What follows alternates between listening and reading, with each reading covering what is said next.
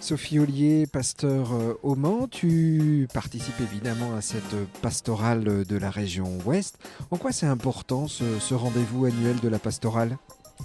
Déjà parce que ça permet de retrouver des collègues, de pouvoir partager, échanger autour de thèmes communs et de préoccupations communes. Et puis juste le plaisir convivial d'être ensemble.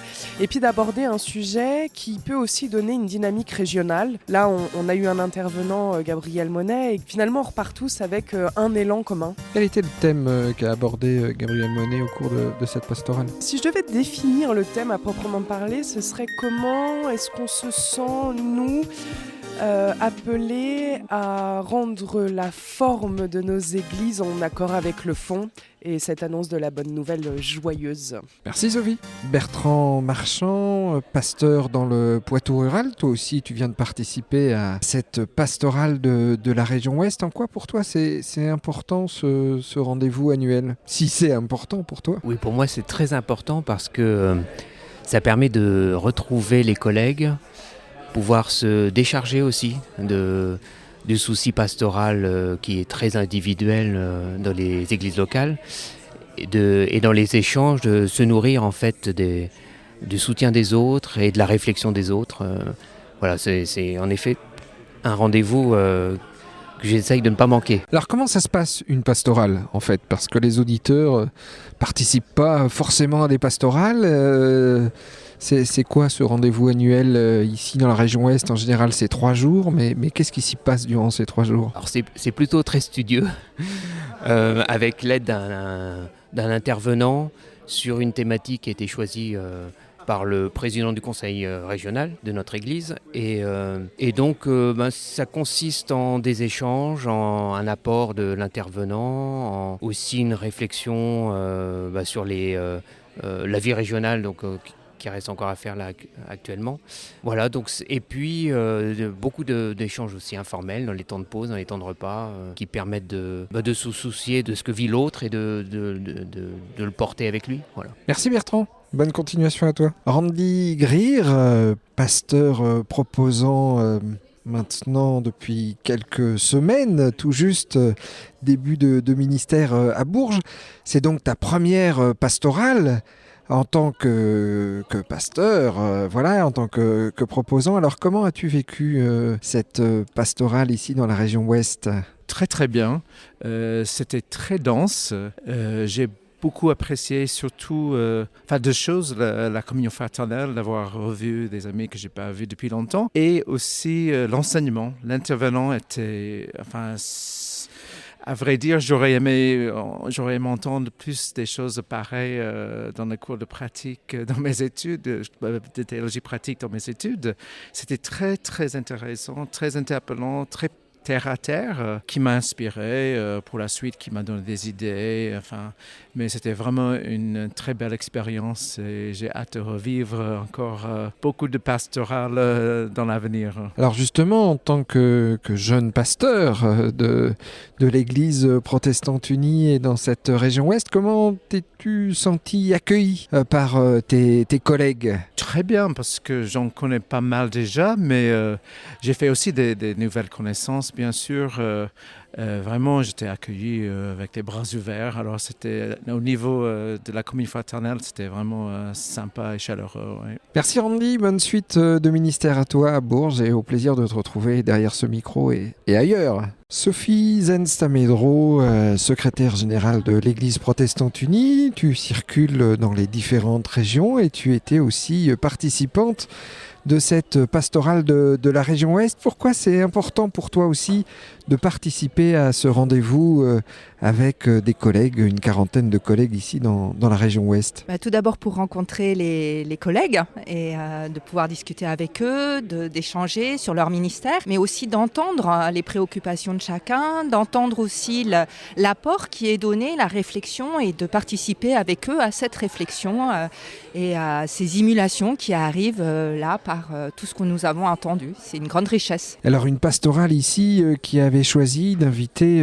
un enseignant qui n'est pas de l'Institut protestant de théologie. Qu'est-ce que toi tu en tires aussi comme dans cette approche qui a été ainsi partagée? Là aussi, je trouve que c'est riche, ça nous ouvre à d'autres dimensions, à des interpellations extérieures, donc ça élargit notre regard, notre manière de penser, et puis c'est de voir aussi que les préoccupations des autres églises rejoignent nos préoccupations, et ça aussi je trouve ça une grande richesse, parce que ça veut dire que c'est dans l'air du temps, qu'on n'est pas complètement déconnecté, et de pouvoir être stimulé par une réflexion qui vient d'ailleurs stimule aussi notre propre réflexion. Donc voilà, de ne pas rester cloisonné aussi dans nos systèmes de pensée, dans nos réflexions théologiques, dans notre histoire d'église, participe de l'ouverture.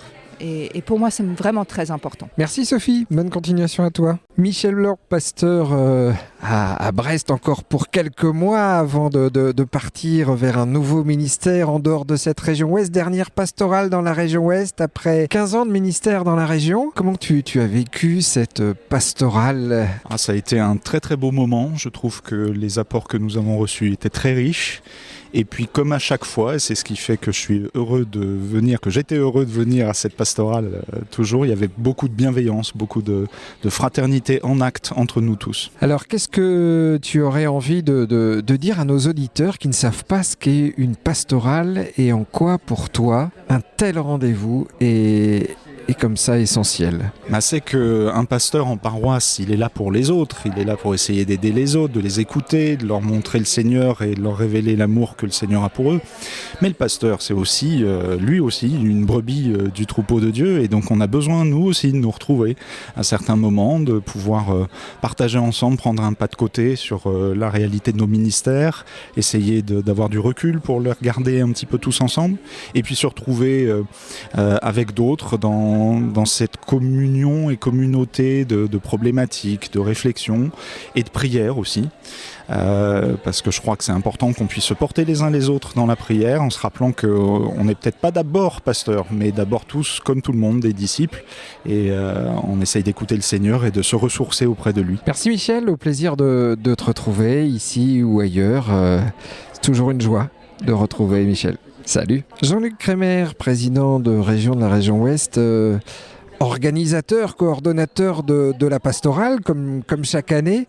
Pourquoi ce rendez-vous est important pour toi, président de région? Alors une pastorale, c'est important parce que ça permet déjà aux collègues de se rencontrer, de parler entre eux, d'échanger sur leur ministère, de s'interroger ensemble sur leur ministère et de vivre...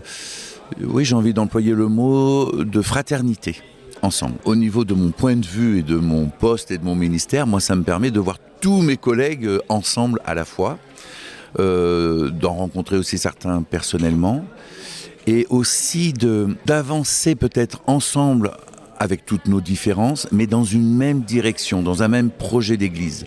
Et je pense que c'est ça qui est important. Et si on ne partage pas des moments en vrai, ensemble, en réel, où on partage des repas, des échanges autour d'un sujet, comme aujourd'hui c'était la croissance de l'église, ou être église, ou dans quelle direction avancer ensemble quand on est pasteur dans notre église, eh bien, ces moments où on échange en vrai sont très très importants pour avancer dans une même direction et se dire peut-être de manière informelle, ensemble, c'est vers là qu'on va.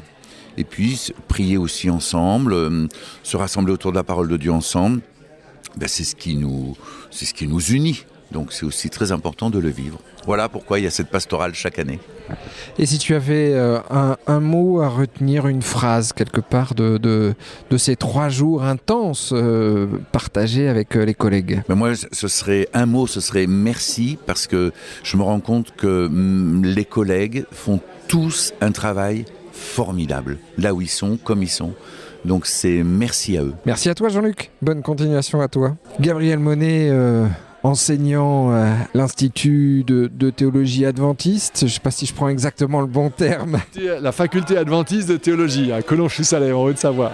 Voilà, donc tu as été l'intervenant principal de cette pastorale. Comment on vit ça quand on vient extérieur d'une église, d'une autre église, face, si j'ose dire, à 40 collègues d'une autre pour partager ainsi sur différentes choses, sur cette vie du ministère? Est-ce qu'on vit au quotidien? Comment tu as vécu ce partage de 3 jours? Alors, comment on vient et comment j'ai vécu, c'est peut-être un petit peu différent.